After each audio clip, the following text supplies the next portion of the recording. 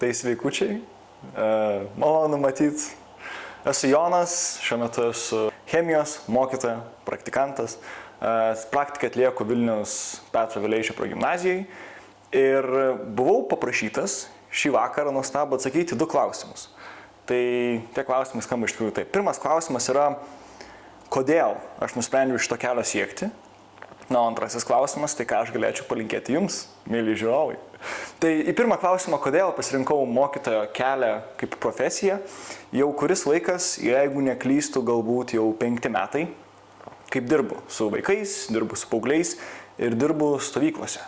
Ir taip jau gavosi, kad atsirado nuostabi programa, gretutinės studijos, dalyko pedagogika, kuri suteikia man galimybę dabar jau įgauti ir teorinių žinių, ir taip pat 300 eurų per mėnesį į banko sąskaitą.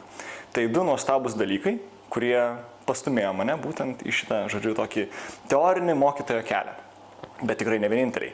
Labai gerai prisimenu keletą mokytojų frazių, kurios mane vis dar dabar lydi. Ir suprantu, kokia kryptim mane nukreipia ir kaip tos frazės galbūt mokytojai net negalvoja apie tai, kai jie sakė, tos frazės kaip mane suformavo, daugiau arba mažiau. Ir aš tokią pačią atsakomybę ir dabar pats jaučiu būdamas mokytoju. Palinkėjimas jums. Atsakykit į klausimą, kuris skambėtų taip. Ar manot, kad galit visus išmokyti? Ir ar manot, kad visus galit išgelbėti? Ir priklausomai nuo atsakymo yra 2 keliai. Pirmas, jūs susitaikot, kad visų neišgelbėsit ir dirbat su vaikais, kuriems yra įdomu.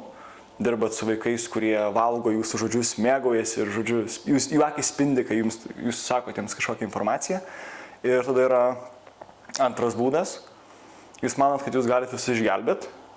Jūs nemiegosit naktimis, jūs keikstės galbūt atsikėlę, bet labai daug vaikų jums padėkos, kad jie turi nuostabų žmogų, kuris ne tik yra mokytojas, bet galbūt yra ir draugas, vedlys, lyderis. Jūs tapsit žmogum, kuris nušvies jiems kelią, bet jums bus tikrai nelengva. Na, o galbūt lengva, aš nežinau.